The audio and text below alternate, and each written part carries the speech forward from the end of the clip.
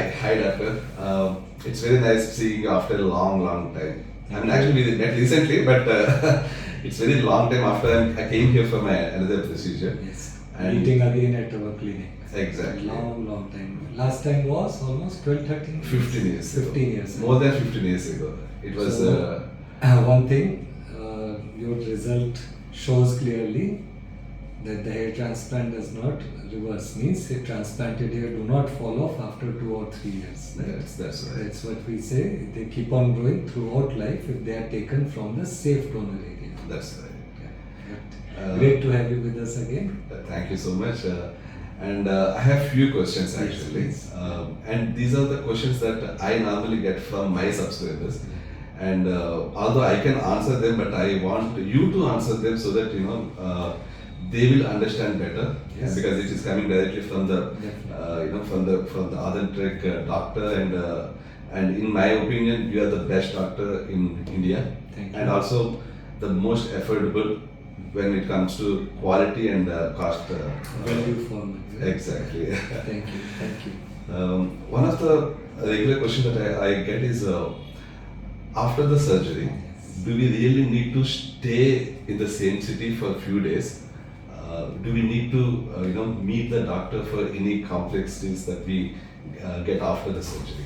Is it something like that? No. After the procedure, like I have been, I think, doing it for 26 years now. Right. And patients coming from all the way from Los Angeles also. And never is it a requirement. You do not need to stay here for many days. Right. At the most, if your procedure is for 2 days, then 1 day after that, when we remove the bandage and give gentle head wash, that is all that is required. No need to stay for 2 days even. Okay. That is all. Okay. And there is one question, and this is, I would say, even my own concern and question as well. Some people will have thinning of the hair, not like completely clean bald head. So, but they want the hair as well as possible. It's they don't want to wait for something to work like micro needling or some other. They don't want to try, but they want the hair right away. Maybe because they got some marriage schedule. They don't want to be bald at least for a few months. So, if we transplant hair on that person, a particular person, is it like it is going to damage more of his own hair, or is it okay to do transplantation for the thinning part of the hair? Right. Thank you. That's something which a lot of people are asking nowadays. Right. See, it is a gradient. Like if you have lost up to 40% or 50% hair, then I will not advise you to put any more hair in between those hair. There is chance of damage. But if you have lost something like 70%, means the area has hair, but it's very thin, then we can definitely transplant. So what happens is, in areas which are at least 70% thin, we will notice some very well defined spots. So we can fill all of them. Okay. Just one thing which one has to remember. See, those are thinning hair. Means every time with each cycle they'll grow to a length which is usually shorter, much shorter than before, and then they'll again fall down. Okay. So in a transplant, when we trim those hair, which are in their, some of those may be in their final cycle. After that cycle, they may not be coming back. Okay. So you cut those hair and then you put the hair in between them. Then that hair will not be lost because of the transplant, but in its normal cycle. Okay. Similarly, when we put grafts in an area which is thinning, remember those thinning hair are also growing slow. Okay. So when we cut all of them, put the grafts in between, then it is not that they'll grow back very fast. They'll also take their time. If your normal hair is growing back in, let's say, 1 month, they may take 2 to 3 months. But they will grow back. So all these things is something which confuse people sometimes. Okay. They think maybe putting the graft has led to this. No, it is the normal cycles which are going. Right. Whenever as a doctor I can find any empty spaces where I feel that yes, if I put grafts, it can help the patient without damaging the hair, I do that. Okay. But again, I explain these things to avoid any confusions. Right. Okay. Got it. So we can put, but we have to be careful. Okay, got it. And again, another question. This is also my question. Okay? So I came here with lots of questions in my mind. So, for example, I have a decent thickness in my flat wherever the hair transplantation is done, and I have see-through look and thinning in the crown area. Now I want to fill this crown area. Then, in case if I am too greedy, and if you want to thicken more, and I know that I have very less crown area, but still if I want to have little thickness in the middle somewhere here, how can we do that if the donor from the hair is very less? Then we will use your beard hair. That is one of the strongest hair which we can use apart from the scalp donor hair. Okay. And even in the scalp donor hair, I would like to point out this thing, that only this part is permanent, not the one above it, right? So this is a small quantity. So when we need more donor, then beard is the next best donor. So if we need to thicken up any place in between, we can always use beard grafts. Okay. We'll do so in your case if required. Right. And I have one strange question. I don't think anyone has ever asked me this question. And this is again my own question. I have these things in my mind. I just want to get these things clarified. So normally what we do, the single hair transplantation will be done on the hair. And how it will look, I don't know. I'm just asking this because I want to know the answer. How it will look if we transplant some body hair in the hairline, which is very thin. Maybe we will take it from some other chest area, some other area. Will it look more natural if we include hair from the back, also from the donor in the hairline? See, for many years I have been doing this particular thing, which I normally say is, in terms of art, it is the fine limit of art. Why? Because we put around 20 to 25 fine hair in the hairline. Those are hairs which I can get from the chest if your chest hair is straight, or sometimes from the nape area in the neck. Okay. Again, those are thinner hair. We want hair which is thinner and shorter than the normal hair, because that is how hair sometimes grow in nature. If you see in a young person, he'll pull his hair back and you see some fine hair. Right, exactly. So for that fine hair, it's not a lot of grafts. It's somewhere between 20 to maximum 50.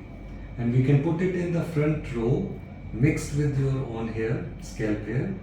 So that gives a feathering effect, which is much better than just doing zigzag. And those thin hairs will be body hairs? Yeah, body hair. Okay. Those will be either body hair or nape hair. These are two categories. Okay. So it will also depend on person to person. Right. Like if you have a very curly hair in the chest, then I will not use it. You don't want a curl hair. Right, okay. It should be matching your head hair. Okay, so this is actually already in practice, like more than 10 years. Okay. But this is something which is not very talked about. Okay. But yes, we have been doing it. It's really nice. Okay, so can I have that now? Sure. Because right now, what I know that this fetal hairline is actually from my scalp hair. Yes. So some hair maybe as I said here. Agreed. Scalp hair, especially the central scalp hair, is the thickest hair from the scalp donor area. Okay. And now when we are putting it in the hairline, then I agree that yes, it can give a very strong appearance. Yeah, so, very natural appearance. Yeah, natural, but still a strong. Yeah, strong, right. Yeah. So if we want, we can just add some chest hair, if like yours seems to be just fine. Right. We can add, let's say 50 or so of them to the front two rows. We'll not bring it down, we'll just add them there. Right. So it looks thicker. Right. From strong to natural. Yes. Right. Okay. And when I am putting those there, remember I will be putting it around your previously transplanted hair. Okay. And it will not be damaged. The existing hair won't be damaged. No. Okay. There is a reason behind this. So this density is good, but I am still putting in between, because see, in nature, when the hair root goes inside, when the hair root is inside, it's splayed like this, Exactly. spread apart. Right. But imagine when it is a transplanted graft. In the transplanted graft, you made a slit like this, and the graft is going in just these two dimensions. Oh. So when I'm making a slit just adjacent to it, there is virtually 0% chance of damage. Okay, got it. That is also something which we have been thinking about 10, 15, 20 years. That is all we are. Okay. I mean, this is a question that I Yeah, have it in my mind for a long time, and I wanted to get this clarified. And now I think it is not only clarified. I think I'm going to get it done on myself. Definitely. That is really, really good, actually. And one more stage question. So, someone has very less donor area in the scalp donor area, and the body hair is also very thin. It's not like he got zero body hair, but it's very thin. Very thin. The question is, can we? I mean, not in the hairline, but some on other parts. Can we do a dense pack with those thin hairs? Because those thin hairs are too many, and at the end of the day, the count would be too much. It could be 20,000 grams. Yeah. And, but the person is not going to. He's not planning for long thick hair. But he may cut it. He will go for buzz cut. But his head will be full of hair. I'll show you two cases. Right? You can showcase them in the video. Okay. So one of them is a person who had very fine hair in the body, Okay. and he had no head hair. Okay, that is a landmark case. Right. And we did it all over his head. Yes, it will take lots and lots of graft when we are using those thin hair. Right. And you'll also have to remember that those hair will be growing at a much slower pace. Very slow speed. It's not that you just cut it and you then imagine it will grow back in 1 month. Right. It is just like body hair. Okay. Yeah, it will grow much slower, but it will be there. It will give a good effect. So that case shows this thing, that how without using any beard hair also, without using any head hair also, we can get a sort of filler effect. Okay.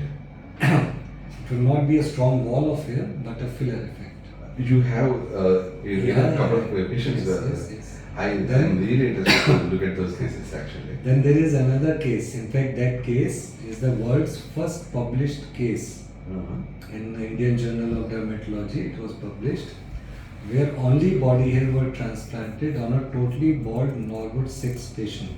Oh, okay. Okay, that was the time when body hair transplant, you can say, was validated. Okay. It was discovered before that, invented before that.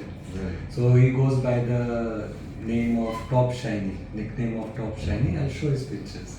So his entire head from hair to hair is mostly chest and body hair. Okay. And the first case when we published, it was just this place. These were all chest hair. So you can see for yourself how nice. But in his case, the chest hair were of course very strong. Okay, got it. Means it was this long and strong. Okay. But still it was body hair. Total body hair. Total body hair. And how was his hairstyle? I mean, he's always. You see, he's roaming around Vienna and Austria with hair combed back, and he sent me pictures. Seriously, and he was very happy. And that was almost 10 to 12 years after his procedure. Wow, that's And great. last year he came back Okay. to us Okay. with his son. Oh, okay. And now he wants to get it done. His son wants to get it. Yeah. Okay. So now when he had already seen in his father's case there was nothing, he also went for a lot of body hair. Okay. So that is what I say, where the proof is there. Right. So it is possible. And definitely, as long as the patient remembers that okay, it's not head hair or beard hair, it is not with that much coverage. Right. It is still a very good alternate hair. Okay. It is not that we can use, not alternate hair, additional hair. We cannot use chest hair instead of head hair or beard hair. We can use them in addition to them to make it fuller. Right, got it. Like I always tell my patients when they ask me, how many grafts do I need? So sometimes I think they are waiting for me to tell a small number. Then I'll tell, okay, if you are this bald, right?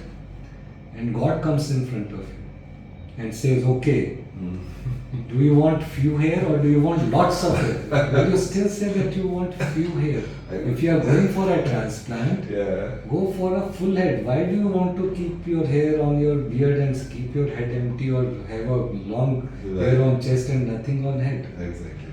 It's always a number. And I don't think there's any use of this body. No use. Yeah. We are not roaming in with the woods without any glasses, and we don't need protection from that thing. So and another question actually. So for example, and in fact, with these body hair, that is when we can actually reach those magic numbers. Like some people even have very less beard also. So for them, body hair is the only option. So if it is strong, then definitely. Right. And one question, like for example, if you, I mean, is it like when you actually transplant, those thin hairs, not the scalp hairs, but from the lower part of this area, neck, the body hair in the hairline. Do you have to first ask the patient to because the graft one would be more, but he may not understand the value of it. So that is one thing why I say my patients are always happy. Okay. It's because I don't treat them like children. I'll discuss the case thoroughly with you. If I'm going to use any hair from your body which is thinner, I'm definitely going to ask you 2 times, 3 times. See, I'm going to put this. Are you okay? I'll tell you the pros and cons, both of it. Right. I can't just tell you, okay, I'll lie down, I'll put whatever I want. Right. Similarly, when a person is going for a hairline also, I find a lot of time people say, just give me a normal natural hairline. I tell them, no, demand. Ask your doctor, I want to discuss which hair will be put in which place, where I want my hairline. Do I want my hairline like this, whatever. So without discussing, there is no point in putting someone's hair. Right, that's right. So we'll always discuss, make a plan, how many grafts, which area, then accordingly. Okay. And one more question. This is not not something that I know, and I'm just asking you a question. These are I'm getting these cleared actually. Like I mean, I have these questions in my mind for a long time, and I'm really getting the answers right now. So if someone has a beard and I mean less body hair, and he also has less scalp hair, and he he says that no, I don't want beard, put everything on my head. Will you take out more beard hair from the person? Or? There are 2 things. One is guidelines for body hair transplant. Oh, okay. That I formulated a long time back. But what I say in that, it is based on my patient observations. Right. See, in the front rows, we put only head hair with very few fine hair if a person really wants. Then we don't put beard hair in this area, right? And then as we go back, we mix them with your head hair. We go in that way. Right. But we can't do that, okay, put only beard hair in this area and no head hair, because that will look odd. That's right. Similarly, there are a lot of doctors, I keep on hearing them telling patients that we'll first use your head hair and then we'll put your beard hair. Okay. See, if a person speaks like that, I would run away. Right. I think that person does not have any sense of art. Because imagine the beard is so strong, and if you have beard growing like this and head hair growing like this, it will look odd. They won't match at all. Similarly, you don't want a mohawk. You don't want that these hair are very thin and suddenly all beard hair are growing. Right, exactly. So we can use beard hair, but never use it alone. Okay, got it. It has to be mixed with. It should be always mixed with the hair. Okay. And the other question is again, still it is there. Yeah. Like if maybe you would be. I'll use a lot more beard hair. Yeah. I mean, your patient says use more beard hair. I mean, mix it with the existing scalp hair, but use more beard hair, then you take more. We can do up to 60% beard hair Okay. in a particular area, even in some patients whose beard is not very curly. Okay. We can go to 75% also. Okay, that's nice. Okay. Nice, doctor. I think as of now, I have only these questions, and thank you so much. There are few things which I want to tell to your Sure. viewers also. Mhm. Take care of your hair very, very much. Mhm. That is why I have brought the gene therapy of hair loss also. Remember, this is first generation gene therapy for hair loss. Right. Because in a few years, maybe maximum 5, you will be having the advanced gene therapies and peptide therapy where you will be just getting an injection or a spray in the nose, Mhm. and then your hair would be Like good and that. healthy for next 5 to 10 years. Okay. The only limiting factor will be you have to save your thinning hair till that time. Okay. If there are thin hair, we can make them strong. Just like in this gene therapy also. Right. In this gene therapy, the only thing is the patient has to do some work at his own end. Right. And the grafts, I mean, it must be alive at Yeah. least by the time we So start. save your hair Mm. for that much time, Yeah. because it is a wonderful time which is going to come. Right. And read about this also. It's coming. No. What is your expectation? Like, within how many years do you think? 5 years.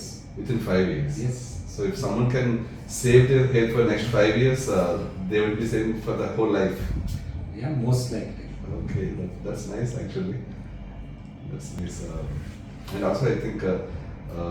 And when we are saving also, no, we are not using any harmful medicines like finasteride.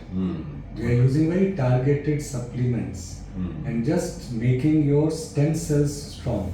It is the stem cells which weaken and which ultimately lead to loss of those hair. So our target is the stem cell of the hair follicle. So once you make them strong, then the hair is not going to go away. Okay. Right? And I have one more question actually. This is a question I get from many subscribers. The simple question is, what are the side effects of finasteride? That's normally the question that people ask, but I will put it in a different way, because I used finasteride for almost 13 years, 12 years. When I had my previous surgery with you, I started finasteride and I used it till my 42nd year. That means it's just 3 or 4 years I stopped it. And the reason why I stopped it, because I observed, I will tell the side effect as well. My libido went down, but my libido went down after I reached 42 years of age. Until then, I did not face any side effect, but I got very good result. My hair was not thinning. My hair was there. I mean, whatever my natural hair was there, it was it was there, very thick and strong. And when I observed that finasteride is giving me the side effect, I stopped using it. Then my hair started thinning. Then I realized that it is the finasteride which saved my hair. Now, what is this? I mean, like, can we battle with the side effects, or can we do something about side effects and still we use it, or we should not be using finasteride at all? See, I normally tell, if you, as a patient, you have the right to decide whether you want to use finasteride or not. But my duty is to tell my patients what are the possible side effects. Sometimes those side effects are not highlighted by the company. So that is the problem in case of finasteride. There are 45 countries in which the governments of those countries have told the people making Propecia or finasteride that they have to mention a warning that this can lead to suicidal tendencies. Oh. That is the one thing important. Oh my So God. how do you decide? He may be deciding to go and end his life, not knowing that it is just because of that tablet. He can get chronic depression. He will not even know that it is because of that tablet. So those things I have to tell. And you can read about this on post-finasteride syndrome. That is a foundation, a worldwide foundation they have made. Yeah. All the people who suffered from the side effects. Right. And actually, I have gone through that thing, this post-finasteride syndrome, and one of the side effects is small size penis. Yeah. I mean, I was little scared actually. That didn't happen to me, but I mean, It's a scary thing. Yeah, but is it something that people Yes, really I meet some patients, like young people also. And it's really sad because someone put them on finasteride without telling them the side effects, and then they have come like important for the last 10 years. Oh God. So there are people who actually cry that if we knew, then we would have stopped. Oh, So no. that is a big thing. And second, another thing, remember, I told you about gene therapy. Similarly, understand that when we are giving these medicines, we do not know most of the time how they are working, right? And these medicines will, of course, because we do not know the mechanism of action, so we do not know the other harmful effects they are doing. It's not that it just goes and blocks the DHT. There is more to it than that. Like when we are talking of this, we have to focus on the stem cells, on those amino acids and the enzymes. What are they doing to the genes of the hair follicle? Are they protecting them? Are they doing? Once we know the correct route, every path, then it is easy to say whether you take this medicine or you don't take this medicine. But that is for future. For right now, I say that if you, a lot of doctors are now putting them on finasteride. So why are they doing it? Earlier they didn't used to put every person on finasteride. One of the reasons they are doing is because they are taking hair from the non-permanent donor area. So you'll find only in many places on social media, not just here, they are taking hair even from this part. Right. So now that part is a part which may be lost. So if you don't want the patient to know this, you put it on finasteride. That okay, maybe we'll be able to stop his hair from there also. So they're So actually there are many things at play here. Okay, they're actually covering up their botched job actually. Yes. Okay. And they can't take out from the beard, from the cheeks. So what they do is, a patient needs more, they go up. Okay. Or if they couldn't take out from here, you'll find many people, they leave this part untouched when this is the safest, best hair. Right. Because this is more difficult to take out. Oh, okay. There is no bone under this. Okay. This is bone, so they go after the easy hair. Okay. Right? So that's also why they keep on telling patients you must take finasteride. Otherwise, it's not really that. Secondly, if a doctor tells you that okay, take finasteride, it will save your remaining hair, then my advice is take finasteride for 6 months. Okay. See whether it is saving your remaining hair. It doesn't save in every person. Right. Because if you are basing your entire plan on a hope that maybe later on finasteride will help me, right now I'm going for a transplant, then that is not a correct way to do. No? So if in 6 months you come to know whether it is benefiting you, whether it is giving you side effects, and then you plan accordingly. In my case, definitely finasteride worked, but it definitely worked. I'm very much sure about See. it. but at the same time, it gave me side effects as well when I crossed a certain age. It definitely will work for some people, then only it will be approved. Exactly. Otherwise, why would they be selling the medicine? That's no? exactly that, yeah. But then we have to see we have to calculate everything. No? Exactly. So I say, why not give that right to the patient? It's not as if you are having a heart attack or going to die that I say, no, you just have to take this. Right. This is some place where you can take your own decision. I will not force a patient to leave finasteride also. I'll just tell him, okay, if it is suiting you, then you take it. If you want, right? What I analyzed about finasteride is until and unless, till the time our testosterone is good, our estrogen levels are good, if our DHT is slightly high, then if you are taking finasteride, it works very well. But if there is some hormonal imbalance, like if our estrogen is going up and if our testosterone is going down, especially it happens after 40s, at that time finasteride is going to give a lot more side effects. Yes. That's what It's logical, no? Exactly. Because it was maybe blocking 3 out of 4, and now only 3 are remaining. Then it's blocked everything. Everything. That's exactly. Yeah, that is logical. This is what I experienced practically, and when I stopped finasteride, everything come back normal and all my hormonal balance. I got my hormones in balance and all the energy got back. My libido got So back. now everything is good. Yeah. So like I say, in medicine, common sense is also very important, and it is not only the doctor who has to do it. Use your own sense also, and it will actually work. Exactly. That way.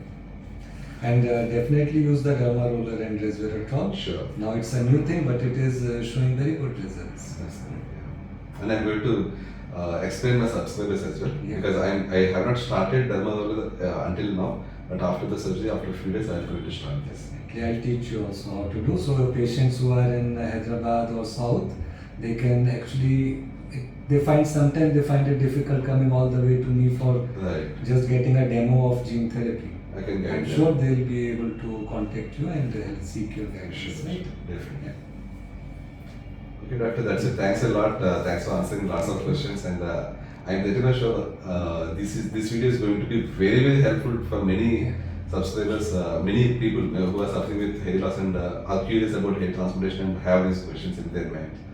Thank you so much, doctor. Definitely good. Right. And remember, in most people, we can get 8,000 to 12,000 grafts.